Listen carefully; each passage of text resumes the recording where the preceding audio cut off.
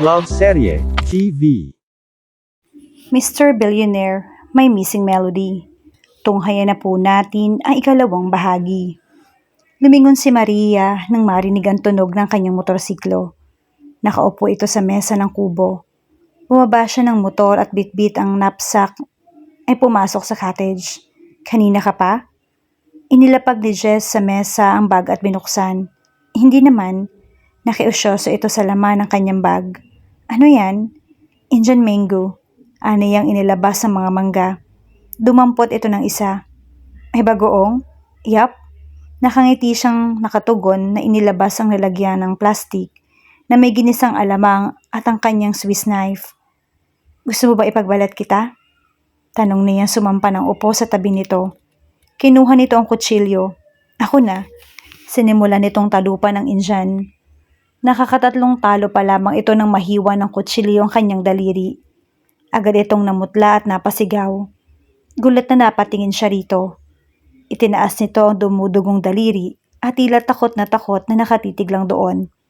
Tumayo si Jess at kinuha ang panyo sa bulsa ng kanyang pantalon. Pinahira niya ang dugo. Maliit lang ang sugat nito. Wala pa nga 2 sentimetro. Ibinalot niya ng panyo ang sugat at itinali ang 2 dulo. Kinuha niya ang manggang binabalatan nito. Kanina at pinagpatuloy ang pagtatalop niyon. Sumulyap siya rito. Unti-unti nang bumabalik ang kulay sa mukha nito. Bakit parang takot na takot ka, Maria?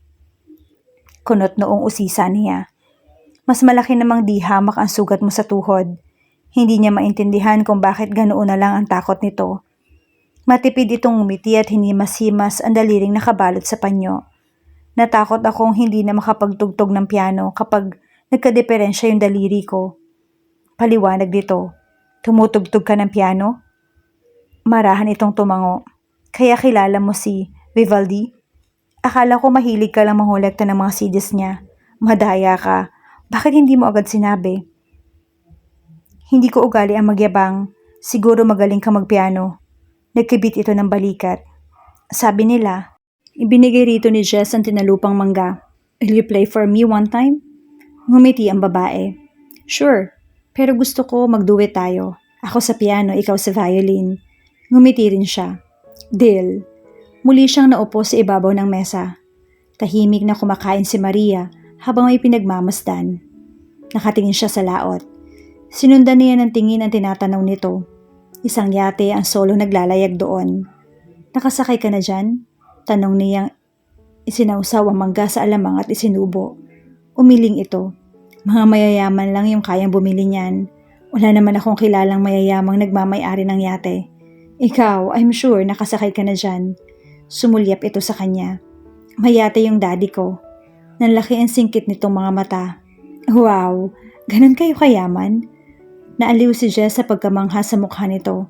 Shipping business yung negosyo ng dad ko, kaya may mga barko kami. May mga barko pa kayo? Wow, ang yaman niyo pala talaga, Jess. Napatawa siya. Daddy ko ang mayaman, Maria. Ni hindi niya pinamana sa akin ang kumpanya kapag nagloko ako in any way.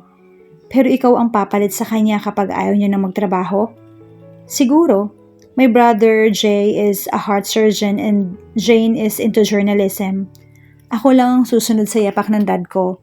So I guess ganun nga ang mangyayari kapag nagtino ako. Ngumiti si Maria. Kapag milyonaryo ka na, siguradong ang dami ng babae maghahabol sa'yo. Hindi mo na ako maaalala. Hindi mangyayari yun, Maria. Special ka kasi sa akin. Bagya itong umirap. Bola. Tinuro nito ng isang daliri ang kanyang dibdib. Kayo talagang taga Maynila ang dudulas ng mga dila. Tama si Papa. Dapat akong maging maingat. Paiiyakin mo lang ako. Tinapik niya ang kanyang balikat. I've got broad shoulder for you to cry on, girlfriend. Aniyang hinuli ang kamay nito at marahang hinatak. Napasandal ito sa kanya. Gulat itong napatingala. Napatingin siya ng bahagya sa nakaawang nitong mga labi. Tila napakalambot na mga yon. He wondered how it felt to kiss her. Ibinaba niya ang ulo. Nakangiwing ipinikit ni Maria ang mga mata at tinakpan ng palad ang mga labi. Roman, salbahe ka. Tila maiiyak nitong wika. Napatigil si Jess at tinitigan ito. Napabuntong hininang marahan. at binitawan. Itinulak siya nito at umusod palayo. I'm sorry, Maria. Paghingi niya ng paumanhin. Bahagya itong umirap. Kapag inulit mo pa yan, hindi na ako makikipag-usap sa'yo. Nakalabi nitong sabi. Nagulat siya sa panik na biglang naramdaman. Bagay iyon sa kanya at hindi niya kayang bigyan ng anumang kahulugan. Hindi na girlfriend.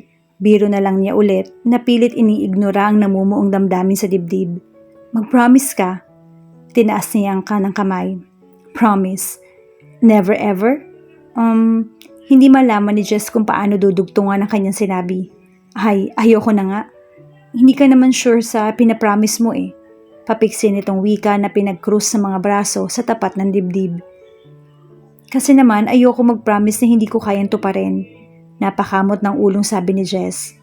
Di ba kapag dalaga ka na, ililigawan pa kita? Kapag girlfriend na kita, pwede na kitang halikan. So hindi pa ako pwedeng mag-promise na hindi kita hahalikan. Ever. Never ever lang. Hanggang di ka pa dalaga. Nakangisi niyang dagdag. Para namang siguradong sigurado ang mama. Nasasagutin ko siya. Talaga? Puno ng kumpiyansang wika niya. Bakit? Kasi magkasundo tayo. Pareho tayong mahilig sa musika. Pareho natin gusto dito. Sa bukid. Gusto mo pa talaga dito? Biglang pag-iiba nito ng usapan. Ngumiti si Jess at tumango. Very much, Maria. Kapag tumanda na ako at wala na magawa sa buhay, ay mas gugustuhin kong dito tumira. Naramdaman ni Jess ang matiim na pagkakatingin sa kanya ng babae. Sumulyap siya rito. Gwapo na ba ako masyado para titigan mo ng ganyan? Tudyo nito. Dumila siya. Kahit kailan alaskador ka. Dahil ang sarap mong alaskahin, sagot niya. Eto na lang. Promise ko, iikutin natin ang lugar na to sa pagbabalik ng yate namin dito. Namilog ang mga mata ni Maria. Talaga? Basta para sa'yo, girlfriend. Pero tuparin mo yung pangako mo kanina. Sumaludo ito. Yes, ma'am. Never ever hanggang maging girlfriend na kita, ma'am. Napabuga ito ng hangin at nangalumbaba. Nakakainis ka. Malayo pa ay kita na ni Jess si Maria na nagpapalipad ng saranggola sa tabing dagat. Kumaway ito nang marinig ang tunog ng kanyang bike. Patakbo niyang tinungo ang kinaroroonan nito. Ngumiti si Maria. Ang ganda niyang tingnan. Ang tayog at malaya. Gusto ko maging katulad ng saranggola. Hindi naman malaya ang saranggola. Nakatali pa rin siya. Komento niya. Kaya ko nga siya gusto. Matayog at nakakarating sa himpapawid nang hindi umaalis sa lupa ang humahawak. Sabi ng papa ko, saan man makarating ang tao ay dapat laging nakatungtong sa lupa ang mga paa. Napatitig siya rito. Ang kasimplihan ni Maria ay nakakahatak ng kanyang pansin. Ibang-iba ito sa mga babaeng kakilala niya sa Maynila. Kahit sa paghawi ng buhok ay maingat ito. Hindi pa niya ito nakita nagmadali sa pagkilos. Kahit noong masugatan ito ay hindi niya nakitang nagpanik. Natakot pero hindi nataranta. May bigla siyang naisip. Tara, magmotor tayo. Ipasyal natin ang saranggola mo. Ani niyang inilahad ang kamay. Dinala niya ito sa pinakamataas na bahagi ng paradiso. Mula roon ay kita ang buong Benavista. Napatakbo sa gilid ng bangin si Maria at masayang itinaas ang dalawang kamay. Hindi niya maiwasan ng mapangiti. Ang ganda mo. I love you. Sigaw nito na umalingaw sa buong paligid. Napahagikik ito at tumingon sa kanya. Nakangiting lumapit siya sa babae. Pinagsalikop ni Jess ang palad sa bibig at malakas sa sumigaw. Ang ganda mo, Maria. I love you. Binalingan siya nito at tinulak. Panira ka talaga ng moment. Nagpapadyak na wika nito. Nakakatawang nagpatumba siya sa damuhan. Bakit masama bang magsabi ng totoo? I think I'm falling for you, girlfriend. Falling for you ka dyan. At tigilin mo ng pagtawag ng girlfriend sa akin. Tinukod ni Jess ang kanyang ulo sa isang kamay. Someday, kapag pwede ka nang ligawan, pangako, sasabihin ko ulit sa iyo ang isinigaw ko kanina. On bended knees and with a diamond ring in my hand. Ang corny mo. Muli ay inirapan siya ng kausap. Tumihaya siya sa damuhan at inuna ng ulo sa isang braso. Halika, anyaya niyang tinapik ang espasyo sa kanyang tabi. Binigyan siya nito na nagdududang tingin. Ano na naman ang binabalak mo, ha? Wala. Mag-uusap lang tayo, promise. Behave ako. Itinaas pa niya ang isang kamay sa pagsumpa. I swear, Kapag may ginawa akong kalokohan, sisigaw ako ng marinig ng buong Gimaras. Anitong dinuro pa siya sa isang daliri. Hindi nga, marahan itong umupo sa kanyang tabi. Higa ka. Bigla na naman itong napatayo. Roman, talagang may masama kang pinaplano. Nagpapadyak itong muli. Wala nga sige. Diyan ka sa kabila para hindi kita mayakap. Kung yun ang iniisip mong gagawin ko. Itinuro ng lalaki ang ulo ng bahagi ng kanyang kinahihigaan. Ilang sandali muna nag-isip si Maria bago muling lumapit sa kanya at magkapantay ang kanilang mga ulo pero sa magkabilang direksyon ng kanilang mga paa. Laro tayo. Magbigay ako ng isang kategory ng gusto natin tapos sabay tayong sasagot. Tingnan natin kung may pagkakapareho tayo ng mga gusto. Maya-maya ay suhestyon ni Jess. Isusulat ko ang sagot ko sa cellphone ko then ibibigay sa'yo at saka mo sasabihin yung sagot mo. Pero saka mo lang titingnan ang sagot ko after mo masabi ang sayo. Deal? Kinuha niya yung cellphone sa bulsa ng kanyang cargo shorts. Deal. Okay. Favorite food. Isinulat ni Jess ang kanyang sagot sa cellphone at iniabot kay Maria. Lasagna. Tiningnan nito ang kanyang sagot. Lasagna. Flowers. Tulips. Nothing in particular ang kanya. Marahan siyang tinampal ni Maria sa pisngi. Gusto mo lang malaman yung paborito ko Kunwari reklamo nito. Natawa siya. Hindi kaya? Music artist. Hindi mo mahuhulanan sa akin. Buong kumpiyansa nitong sabi. Tingnan natin. Nakangiti rin niyang saad nang iabot dito ang kanyang cellphone. Yani. Nanlaki ang mga mata ni Maria nang makita ang kanyang sinulat. Paano mo nalaman doon? Si Jess naman ngayon ang natawa. Ibig sabihin lang nun marami tayong pagkakapareho sa mga gusto at hindi ko kakalimutang lahat yan, Maria. Umirap siya. Sinasabi mo lang yan. Next year kapag nagkita ulit tayo, tingnan ko lang kung maalala mo pa. Humarap siyang patagili dito. Kapag gusto mo daw ang isang tao, hindi ka makakalimot. My memory might not remember but my heart will never forget. My Maria. Namula ito. Hindi ka rin makulit, Roman, Hindi pa nga ako pwedeng ligawan. Ngumiti siya. Hindi pa ako nanliligaw, girlfriend. Sinasabi ko lang yung gusto nito. Aniyang itinuro ang tapat ng kanyang dibdib. Ay, ewan ko sa'yo. Wika nitong biglang iniba ang usapan. Kung may isa kang wish na pinakagusto mong gawin ngayon, ano yon? Umiwas ang ale. Tukso niyang pumitas ng isang tangkay ng damong ligaw at banayad na inihaplo sa pisngi nito. Aminin mo, you like me. Alangan namang sumama ako sa'yo kung hindi. Sagot nito. Pero hindi ka tulad ng iniisip mo. Sige na nga. Kung may mangyayari ba sa akin ay hindi ka mag-aalala? Ano namang mangyayari sa'yo?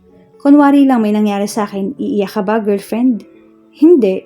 Mabilis nitong sagot. Hinawakan niya ang dibdib na tila inaatake sa puso. Aray! Ang arte. Bumangon si Jess at pumihit patunghay sa babae. Magkapantay na ang kanilang mga mukha. Pupusta akong iiyak ka. At bakit naman ako iiyak? Kasi you care. Nakangiti niyang sabi. Huwag kang tatanggi. Kung hindi hahalikan kita. Mabilis niyang banta ng akmang kokontra na naman ito. Mabilis nitong itinakip ang isang palad sa kanyang mukha at tinulak siyang palayo. Ayan, kiss the hand. Malakas siyang napahalakhak. Hindi mo pa sinasagot yung tanong ko kanina. Ani Maria, ano ulit yon? Anong wish ang pinakagusto mong gawin ngayon? Natupad na. Kasama na kita. Tugon niyan tumitig dito. Dumila sa kanya ang dalagita. Ikaw, anong wish mo? Ganting tanong niya. Sumilay ang isang ngiti sa labi nito. Ang tumugtog ng piano dito sa itaas ng gulod habang papalubog ang araw. Sagot nito at pabuntong hiningang pumikit. The silent wonder in her face made him want to make her wish come true right at that very moment. Nakangiti ito nang muling dumilat. Pero hindi naman yun matutupad. Maniwala ka, girlfriend. Mahalin mo naman, narinig ka ng fairy godmother mo ngayon at tuparin ang iyong wish. Ani ang pinag-iisipan kung ano ang maaari niyang gawin para matupad ang kahilingang iyon.